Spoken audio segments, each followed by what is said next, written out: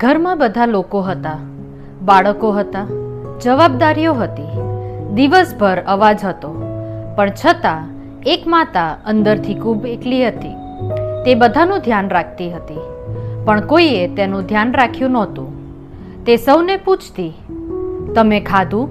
તમને કંઈ જોઈએ? બધું ઠીક છે ને? પણ લાંબા સમયથી કોઈએ તેને પૂછ્યું નહોતું કે તું ખરેખર કેવી છે. અને કદાચ આજે પણ ઘણી માતાઓ આવી જ છે, લોકોની વચ્ચે રહીને પણ અજાણી, ઘરમાં રહીને પણ એકલી, સૌ માટે જીવતી પણ પોતે ક્યાંક ખોવાઈ ગઈ. કદાચ પતિ વ્યસ્ત છે, કદાચ સમાજને તેની મહેનત દેખાતી નથી, કદાચ દિવસભર બાળકો અને જવાબદારીઓ વચ્ચે તે પોતાને જ ભૂલી ગઈ છે. અને સૌથી ભારે વાત શું છે ખબર છે?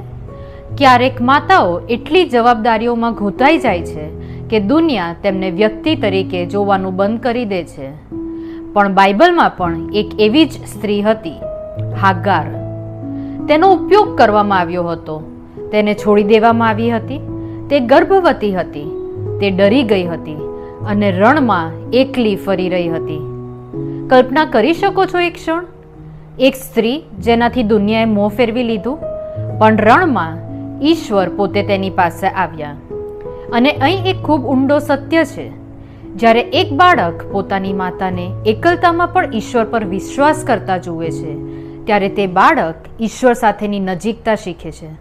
કારણ કે બાળકો કદાચ ક્ષણોને ભૂલી જાય, પરંતુ તેઓ જે વિશ્વાસ જોયો હોય તે ક્યારેય નથી ભૂલતા.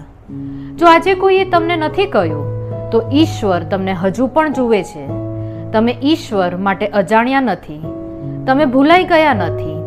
તમારો વિશ્વાસ તમારા બાળકોના જીવનમાં પેઢીઓ સુધી અસર કરશે.